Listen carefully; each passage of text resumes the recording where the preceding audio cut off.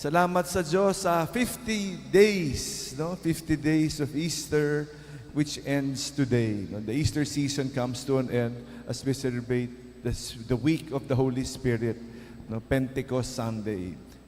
And we thank God for the descent of the Holy Spirit. We thank God for the great feast, no? Noong ilang araw kinukwento ko, no? Anong tawag sa fake na pagmamahal?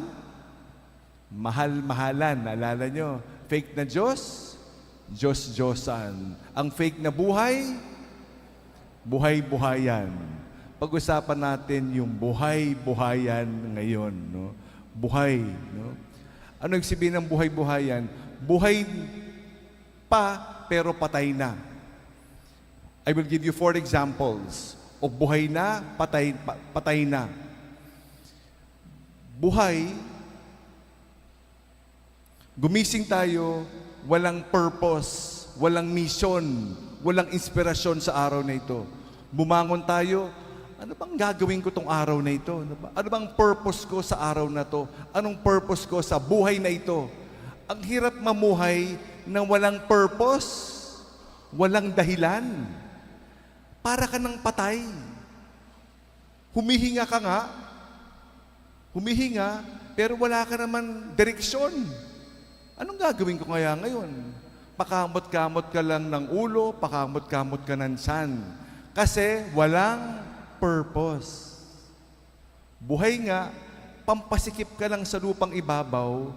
Di ba sabi ng Diyos, bunutin na yan. Pampasikip lang. Kasi wala naman purpose. Yung espiritu, patay. Buhay ang katakaban, pero walang espiritu. First, di ba? Ganyan din yung pangalawa eh. Ang lakas-lakas ng katawan, physically, ang kisig-kisig, buhay na buhay ang laman, pero walang espiritu. Sabihin sa'yo, no? Ano ka ba naman? Anong klaseng tao ka? Walang kaluluwa. Siguro yun ang pinakamasahol na pagmumura sa'yo, no? Wala kang kaluluwa. Wala kang espiritu. Anong klaseng tao ka? Walang moralidad, no? Nakakatakot yung mga tao na walang kaluluwa, no? Imagine, walang kaluluwa, no? So yung una, no, walang purpose, ito puros katawan, walang espiritu. Pangatlo, no? Ano ba yung pangatlo, no? Isang example, sawa na sa buhay. Gusto natin bago lagi. Bago cellphone, bagong sasakyan, bagong asawa, bagong girlfriend, madali magsawa. Lahat naman nakakasawa eh. Kung yung luto ng asawa mo, yung damit ko, yung sapatos ko, luma, di ba? Then the responsorial psalm. This is the responsorial psalm. Lord, send out your spirit and renew. Bago lahat. Renew. Everything is fresh if the Spirit is alive. Yung asawa mo na 50 years na kayo mag-asawa, pag ang Espiritu ng Diyos ay buhay, ang ganda. Kahit na puros kulubot siyan, ang ganda. Kasi yung Espiritu ng pagmamahal, buhay. Pero kung hindi, ang tanda-tanda na to, ang kalbo-kalbo na nito, di ba? Ang pangit-pangit na nito. Kasi patay yung espiritu. Papaltan ko na yan kasi sawang-sawa na. Kaya isang simbolo ng wala yung espiritu, gusto nating paltan. Sawang-sawa na ako sa trabahong ito, sawang-sawa na ako sa paring yan, sawang-sawa na ako sa pagkain ito, sawang-sawa na ako sa buhay ko. Ayoko na mabuhay. Kasi wala yung espiritu sa akin. Kaya nga, send your spirit and renew. Bago yung espiritu ng Diyos. Kaya nga ang sabi, new wine skin. Bagong alak, bagong sisidlan. Sariwa. It is fresh. The Spirit of God is like new wine poured into us. In this old wine skin. 65 years old na, makunat na. Di ba? Paano naging new wine skin? Bahala na ang Diyos dyan. mahalaga yung tatanggapin natin Espiritu. No? Anong gusto nyo? Malakas yung loob o malakas yung labas? Kahit na gaano kalabas, kahit nakatibay yung loob ay yung labas, ang tibay-tibay ng labas, pero walang loob, walang Espiritu, anong saysay nung katawan kung wala naman Espiritu? Hindi ba? Kaya, it is renewing the face of the earth with the Holy Spirit, the Spirit of God. Pang-apat, di ba? Ano ba yung buhay na pero patay na? Ano ba yun, di ba?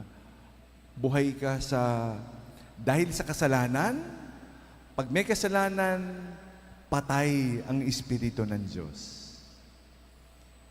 Because of sin, we are dead to sin. The Spirit of God is not alive. Because patay sa kasalanan. Nakalugmok sa bisyo, nakalugmok sa kasalanan, nakalugmok sa kadiliman. Kaya paano tayo mamumuhay ng Espiritu pag tayo nakalugmok sa kadiliman? No? Hindi Espiritu ng Diyos ang umiiral. So, 4, di ba? We are no purpose, no mission, no inspiration. Anong inspiration? Inspiration, wala nga akong purpose sa buhay. Paano ako magkakaroon ng inspiration? No? Inspiration. No mission, no purpose, no inspiration. Number 2, all physical, no spiritual. Number 3, we are sawana, no? We are all luma na, nabubulok na because there is no freshness, nagsasawa. Number 4, we are dead because of sin. Why? Why? Why is this so? Bakit ba ganyan, no? Kung nagbubuhay-buhayan, bakit ba? Who is the most important person in the world? Who is the most important? Who is the most important? Okay. Jesus is the most important person. You see, God the Father, whom we cannot see, sent us His Son, Jesus Christ. Salamat sa Diyos. He sent us Jesus para maging konkreto ang Diyos na buhay. Pero si Jesus, sabi niya, alis na ako. Paalam. Di ba? Ascension Sunday. Paalam. Wala na ako. Ibibigay ko ang Espiritu Santo. The most important person is the Holy Spirit. Hindi siya multo, hindi siya ghost. It is a live person in the Holy Spirit. He is the most important person because God we cannot see. He is the most important because Jesus had gone up to heaven. Binigay na sa atin ang kanyang Espiritu. So the most important person is not a spirit but a person. 3 persons. Remember, He is a person. He is in the person of the Holy Spirit. The most important person is the most ignored person. Hindi kilala ng mundo ang Espiritu ng Diyos. Kaya tayo ganito. No? Kaya nagiging ganito tayo. Kasi hindi natin kilala ang Espiritu ng Diyos. What a sad reality, no? Na nangyayari sa ating buhay. Kawawa naman tayo, no? Kawawa naman. So, we ask the Holy Spirit to come and renew. Binabago niya ang Espiritu ng pagmamahal para sa atin. So, we thank God for this, to be Spirit-filled. Today is the best day of my life. Can you repeat that? Pakilakasan? Do you believe that? Do you believe today is the best day of my life? Wala eh. Do you believe today is the best day of your life? Are you sure? Why? Kasi walang baha. Hindi. Today is the best day of my life. Hindi mamaya sasariwain natin yung mga may birthday, di ba? Birthday. When we say, naku, buti pa dati.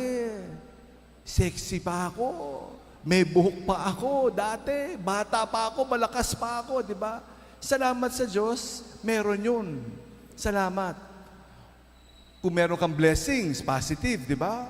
Naku, dati kasi may pera pa ako, may titulo pa ako. Dati. Salamat, nakalipas na yan. Salamat sa Diyos. At least naranasan mo yan. Positive. Negative. Naku,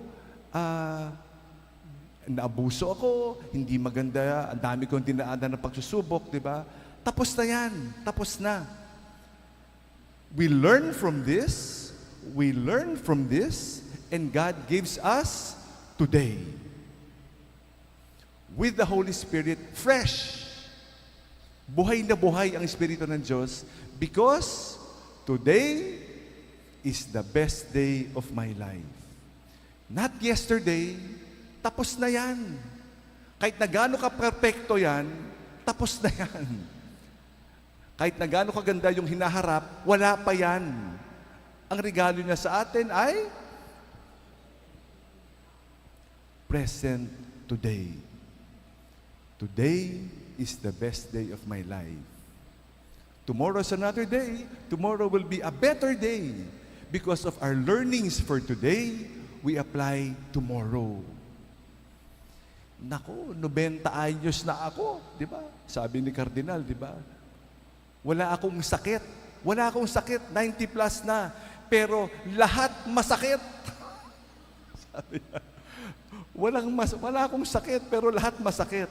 Pero salamat sa Diyos, buhay pa. Today is the best day of my life. Salamat sa Diyos. Di ba? Kahapon, meron ako magandang karanasan. No? Nandyan na ba? Kahapon, may maganda akong kwento eh. Nagda-drive ako, nasa Skyway ako eh. Bababa ako, ang ganda-ganda ng Skyway na to, no? Salamat sa Diyos, no? Kasi pagbaba mo, nandiyan ka na agad sa Quirino, di ba? Talaga naman, salamat sa Diyos, di ba? Kaya mahal na mahal ko ang St. Anthony Parish dahil sa Skyway na yan. Because my best assignment, imagine ha, yung assignment ko, di ba? My first assignment was a very, very poor parish called Our Lady of the Blessed Sacrament. Sa Gillage ng Merville. No? That's my first assignment. 8 months, bagong pare. No? My next assignment was Santa Maria de la Estrada sa labas ng Merville. My parishioners are GMA, di ba? La Vista eh. No? The Jesuits, di ba? That was my next assignment, di ba? My next assignment, EDSA Shrine. EDSA Shrine, di ba? My next assignment was National Shrine of the Sacred Heart. National Shrine. And my present assignment, San Antonio de Padua, the best assignment I've ever had. Alleluia, alleluia, amen. Do you believe? Mukha bang malungkot ako dito? Di ba? It is the best assignment. At piyesta na. Kasi nag-plug tayo kasi piyesta na. But really, it is the best assignment I've had. Salamat sa Diyos kay San Antonio. Di ba? Bakit ba tayo napunta? Anyway, so nasa Skyway na ako pababa. Nag-ring yung telepono. Pagsagot ko, lumampas ako. Lalabas ako ng Quirino. Pagsagot ko ng telepono ko, dire-diretso. Lumabas ako, nagtahan. Sabi ko, 2 minutes away na lang eh. Kagandahan yun, 2 minutes away ka na lang pag nasa Skyway ka eh, di ba? Eksakto 2 minutes yan. Kahit na gaano ka-traffic yung sa baba, pag dumang ka sa Skyway, 2 minutes, nandito na, di ba? Sabi ko, 2 minutes na lang, di ba? Lumampas, lumabagsak ako, nagtahan. Plus 30 minutes, di ba? Plus 30 minutes. Pero sabi ko, Lord, may dahilan. Sigurado ako may dahilan. Ano kaya ang regalo nyo ano kaya yung sorpresa nyo sa pagiging late? Bumaba ako dito, tinawagan ko si Brian. Sabi ko, Brian, makita tayo sa gate. Kasi pag-uusapan namin yung bandera. Kung saan nilalagay. Maglalagay pa ng ibang bandera eh. Again, time out. pakiusap, maglagay tayo ng bandera sa ating mga tahanan para sa pagmamahal natin sa ating inang bayan. It is National Flag Day. Please, no? Kung wala kayong bandera, kung kumuha kayo ng pintura, maglagay kayo ng pintura sa dyaryo at patayuin nyo, lagay nyo sa labas ng bahay. But always have a flag to show our love for country man lang. No? Love for God, love for country, love for fellow man.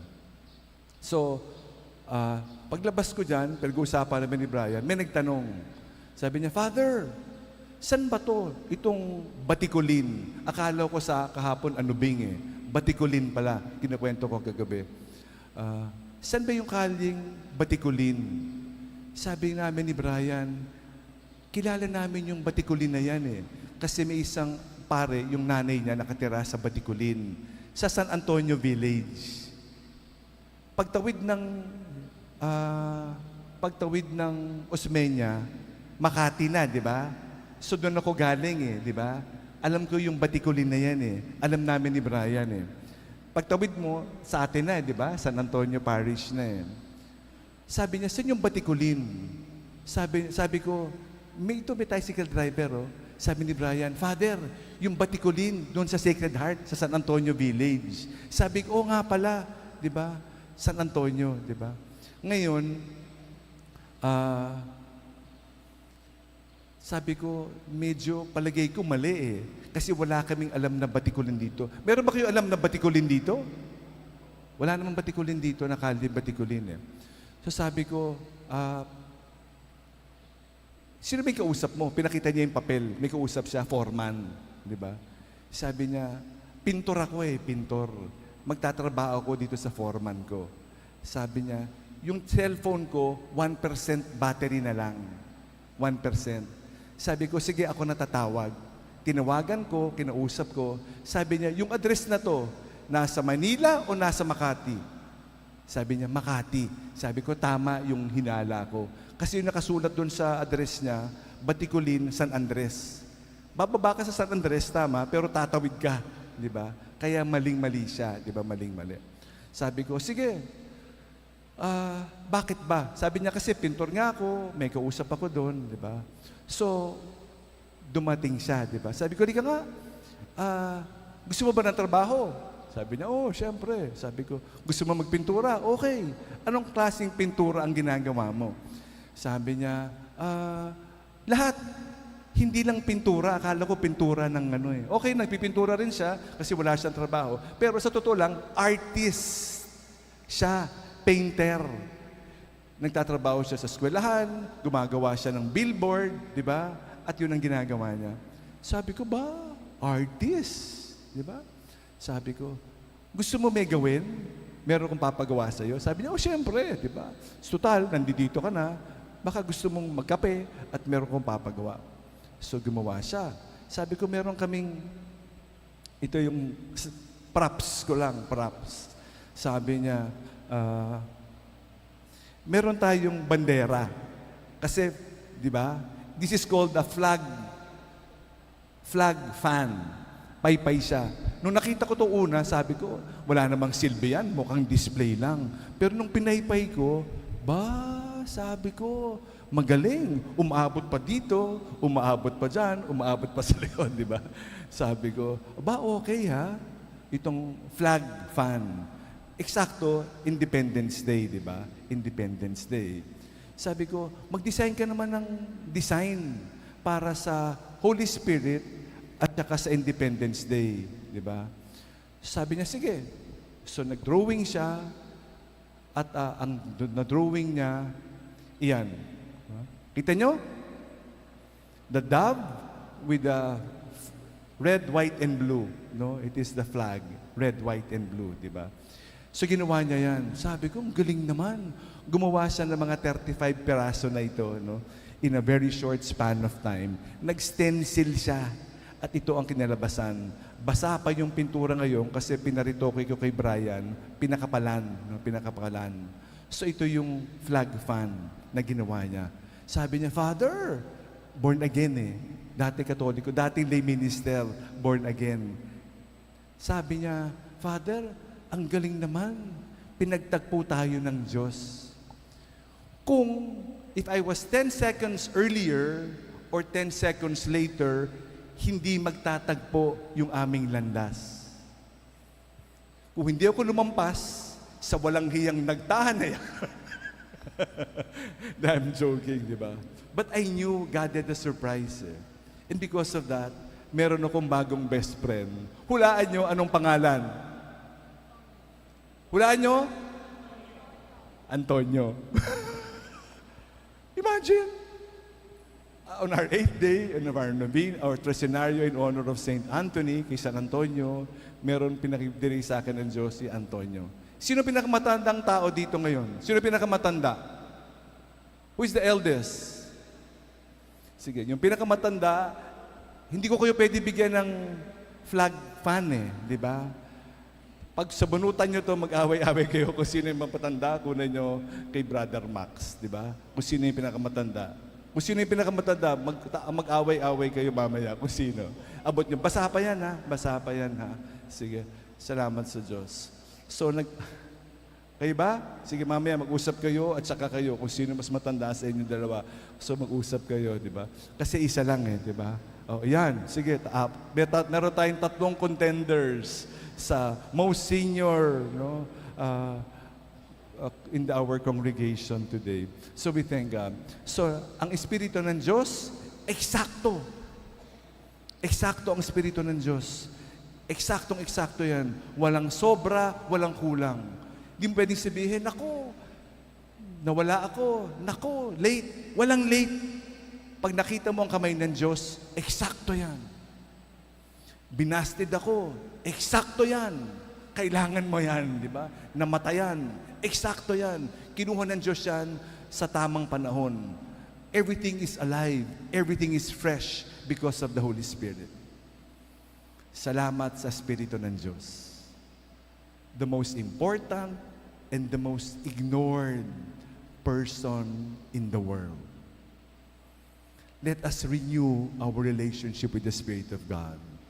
The power of God, the Spirit of God in you, in me, in all of us. Hallelujah. Amen. Napa-inspire ng kwento, pasensya na sa choir, di ba? Makikiusap na naman tayo sa choir. Baka pwede i-recite yung Ama namin. At saka, pasensya na sapagkat humaba na masyado. Sorry. Next Sunday, hindi ko nagagawin yan, di ba? Father's Day next Sunday. Trinity Sunday also next Sunday.